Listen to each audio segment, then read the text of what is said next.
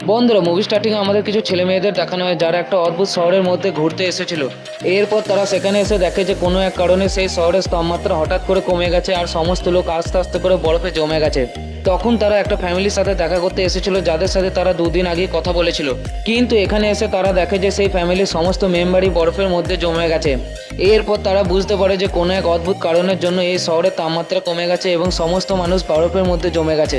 তারপর তারা সবাই সেই ঘর থেকে বেরিয়ে এসে একটা স্টেশনের কাছে চলে আসে এবং সেই ট্রেনের মধ্যে তারা সবাই উঠে দেখে যে সে ট্রেনের ভেতরে ভয়ঙ্করভাবে ভাঙচুর হয়েছে, যেন মনে হয় এর আগে সেই ট্রেনটার কোনো অ্যাক্সিডেন্ট হয়েছিল।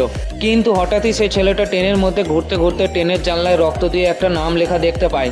তারপর আমাদের ওই নামের মেয়েটাকে দেখানো হয় যে এখন ওই শহরের মধ্যে কোনোভাবে বেঁচে ছিল এবং সে আগুন জ্বালিয়ে তার শরীরটাকে গরম রেখে কোনো রকম করে সে বরফের হাত থেকে বেঁচে তার দিন কাটাতো।